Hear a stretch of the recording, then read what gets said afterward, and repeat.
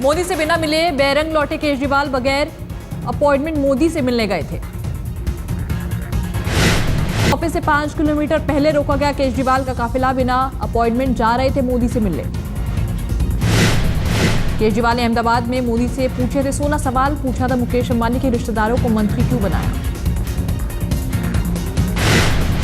लोग कहते हैं कि आपके मुकेश अंबानी जी से बेहद घनिष्ठ रिश्ते हैं। आपने अंबानी परिवार के दामाद तक को मंत्री बना दिया, सौरभ पटेल जी को मंत्री बना दिया है। उन्हें ऊर्जा, खनन, तेल जैसे मंत्रालय देकर गुजरात के प्राकृतिक संसाधनों को एक तरह से अंबानी परिवार को सौंप दिया है।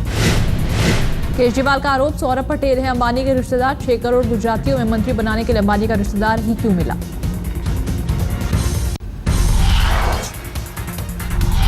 केजरीवाल ने मोदी से पूछा, बाबू भाई बोकारियो को मंत्री क्यों बनाया। आपने अपने मंत्रिमंडल में बाबू भाई बोखारिया जैसे लोगों को रखा है। उनके खिलाफ अवैध खनन के मामले में 3 साल की सजा हो चुकी है, अभी वो बेल पे हैं। केजरीवाल ने मोदी से पूछा, मोदी के कितने हेलीकॉप्टर, कहां से आता है हेलीकॉप्टर का खर्चा। आपके पास कितने हवाई जहाज हैं और कितने हेलीकॉप्टर हैं, ये किसके हैं? आपने ये पैसे में लिए हैं कि उन्होंने आपको फ्री में दिए हैं? और आपकी हवाई जहाज की यात्राओं पर कितना खर्च आता है? ये सब प्रश्न लेकर हम मोदी जी से मिलने के लिए जा रहे हैं। रोजगार के मुद्दे पर भी केजरीवाल का सवाल, 1,500 लोगों की भर्ती के लिए 13 लाख लोगों ने आवेदन किए, गुजरात में बेरोजगारी बढ़ी। गुजरात में बेरोजगारी का बुरा हाल है। हाल ही में तलाटी पद की 1,500 पदों के लिए 13 लाख लोगों ने अप्लाई किया था। इससे ये साफ नजर आता है कि कितनी भारी मात्रा में बेरोजगारी है गुजरात के अंदर। केजरीवाल ने पूछा, बदहाल है गुजरात के स्कूल, मोदी ने 15 साल में क्या किया। सवाल पूछने के बाद मोदी से मिलने सीएम हाउस की ओर रवाना हुए थे केजरीवाल, लेकिन 5 किलोमीटर पहले ही रोका गया उनका काफिला। अपॉइंटमेंट के लिए मोदी के सचिव से मिले मनीष सिसोदिया। सिसोदिया ने कहा, मोदी तय करेंगे मुलाकात की तारीख। पुलिस ने काफिला रोकने से किया इंकार, कहा मनीष सिसोदिया को सीएम निवास भेजा था अपॉइंटमेंट लेने।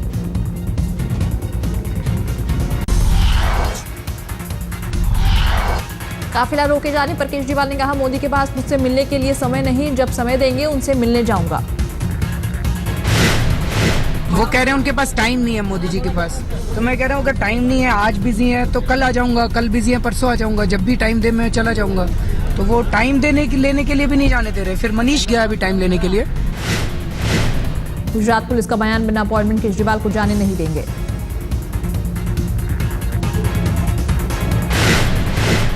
ये तो इसलिए है कि अपॉइंटमेंट नहीं दिया है, सीएम को मिलने जाना है, इसलिए बिना अपॉइंटमेंट हम नहीं जाने दे सकते।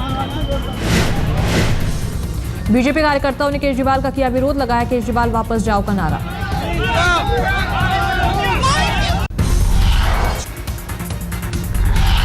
केजरीवाल के रुख से नाराज हुए बीजेपी कार्यकर्ता, काले झंडे दिखाकर किया विरोध। आम आदमी पार्टी और बीजेपी कार्यकर्ताओं के बीच टकराव की आ गई थी नौबत, अनहोनी टालने के लिए सुरक्षा के थे तगड़े इंतजाम। अपॉइंटमेंट न मिलने पर गांधीनगर के एसपी ने कहा, केजरीवाल दिल्ली के पूर्व सीएम हैं, उन्हें पता होना चाहिए प्रोटोकॉल। अपॉइंटमेंट नहीं मिलने पर एयरपोर्ट की ओर रवाना हुआ केजरीवाल का काफिला, दिल्ली की पकड़ी फ्लाइट। पूरे 2 घंटे चला सवाल जवाब और काफिला रोकने पर हंगामा, गांधीनगर पुलिस को करनी पड़ी कड़ी मशक्कत। गैरतमंद होते केजरीवाल तो बिना बुलाए नहीं जाते। बीजेपी नेता नलिन कोहली ने कहा, ड्रामा कर रहे हैं केजरीवाल, सब कुछ मीडिया पब्लिसिटी के लिए कर रहे हैं केजरीवाल। प्रकाश सिंह बादल ने बोला, आम आदमी पार्टी पर हमला, कहा यह आम आदमी नहीं, ये है वॉकआउट पार्टी। मझगांव के डॉकयार्ड में हादसे का शिकार हुआ एक यूथपोत, कोलकाता डिस्ट्रॉयर में गैस लीक से एक नौसेना अधिकारी की मौत। नेवी में शामिल होने के लिए ट्रायल पर था यूथपोत, पिछले महीने ही मुंबई में सिंधु रत्न पनडुब्बी में भी हुआ था हादसा।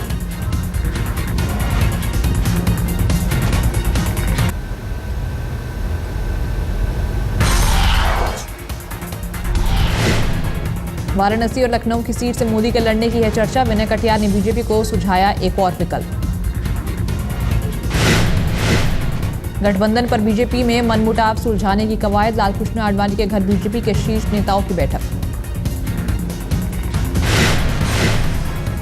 बैठक में मौजूद है राजनाथ, सुषमा और वेंकैया नायडू। सुषमा स्वराज ने कल विनोद शर्मा और श्रीराम लालू की एंट्री पर उठाया था सवाल। यूपीए की मंत्री डी पुरदेश्वरी आडवाणी, सुषमा और वेंकैया नायडू।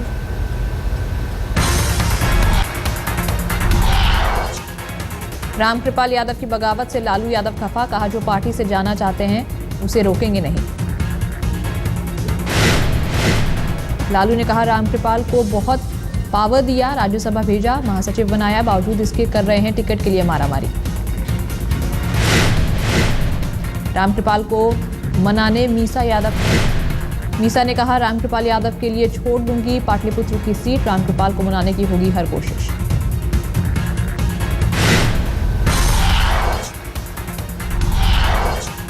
बीजेपी दफ्तर पर आपके हंगामे में नया खुलासा, आईबी ने दिल्ली पुलिस को किया था आगाह।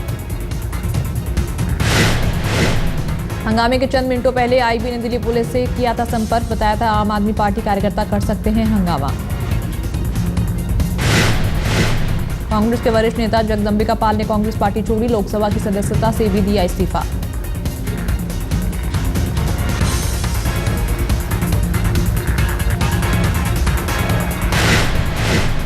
अब जो हमारी इमर्जिंग लीडरशिप है कांग्रेस की, शायद उसको मेरे जैसे लोगों की जरूरत नहीं है, इसीलिए मैंने आज लोकसभा से त्यागपत्र।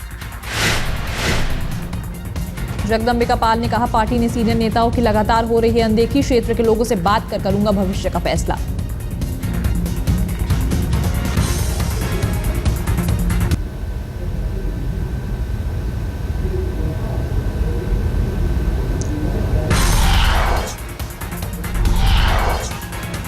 सुप्रीम कोर्ट ने खारिज किया सहारा का ऑफर, कहा 11 मार्च को आकर्षक ऑफर के साथ अदालत आए सहारा।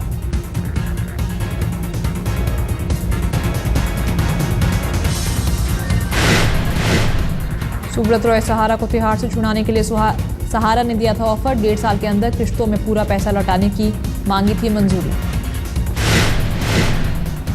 सहारा से बेहद खफा सुप्रीम कोर्ट ने की टिप्पणी, सहारा के प्रस्ताव को असम्मानजनक बताया। सुप्रीम कोर्ट ने सुब्रत रॉय सहारा को वकील, बेटे और फाइनेंशियल एडवाइजर से मुलाकात की दी थी ढील, सुबह 10 बजे और 2 बजे तिहाड़ में करवाई मुलाकात।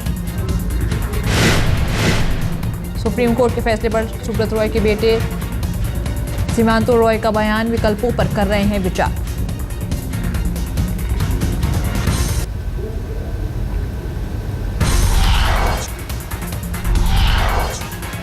इंडिया टुडे कॉन्क्लेव में जुटे राजनीति और कारोबार जगत के दिग्गज, दिल्ली में 2 दिन राजनीति और अर्थव्यवस्था पर महामंथन। इंडिया टुडे ग्रुप के एडिटर इन चीफ ने की कॉन्क्लेव की शुरुआत, कहा 1977 के बाद से अब तक का सबसे रोमांचक चुनाव होगा इस बार। अरुण पुरी ने कहा इस चुनाव में मोदी बने हैं महत्वपूर्ण शख्सियत, राष्ट्रीय पार्टियों के अलावा क्षेत्रीय पार्टियों में भी प्रो या एंटी मोदी खेमा बटा। इंडिया टुडे कॉन्क्लेव में यूपी के मुख्यमंत्री अखिलेश यादव ने किया दावा, नहीं है मोदी नाम की लहर, चुनाव के नतीजे बताएंगे सच्चाई।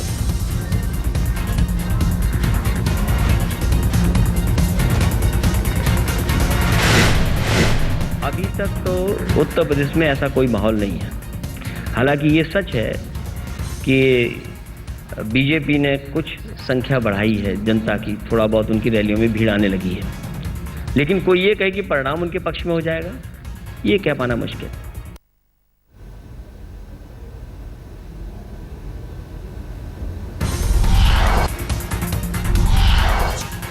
अखिलेश यादव ने कहा यूपी में कई पार्टियां ज्यादा से ज्यादा सीट करना चाहती हैं, यहां से समाजवादी पार्टी पूरे नहीं होने देगी उनके मंसूबे।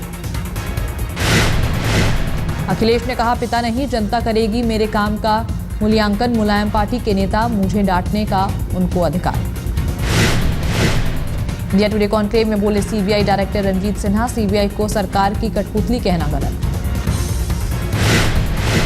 सीबीआई डायरेक्टर ने कहा अगर सीबीआई को कोई कुछ करने के लिए कहता है तो उसे नहीं कहा जा सकता है दखल, इससे जांच और होती है मजबूत। भर्ती घोटाले में रामविलास पासवान की भूमिका की जांच पर बोले रंजीत सिन्हा, राजनीतिक कारणों से नहीं हुई जांच।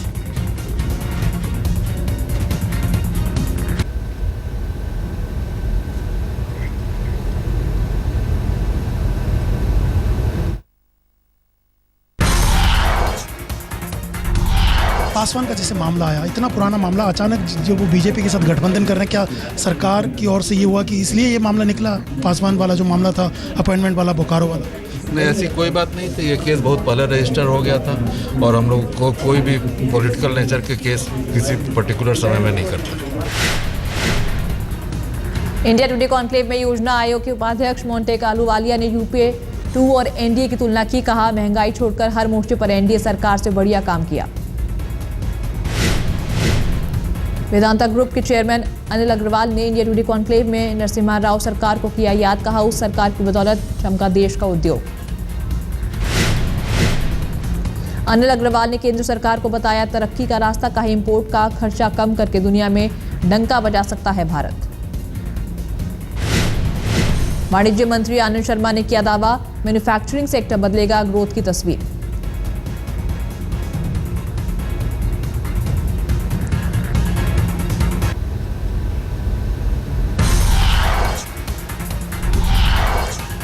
वित्त मंत्री पी चिदम्बरम ने दिए संकेत, जल्द जारी हो सकता है नए बैंकों का लाइसेंस।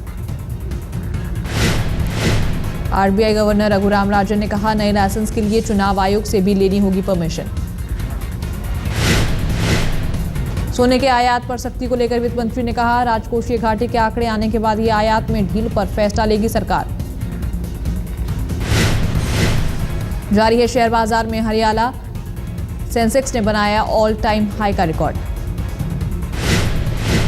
सेंसेक्स 400 अंक से भी ज्यादा उछला, निफ्टी भी 125 अंक से ज्यादा ऊपर।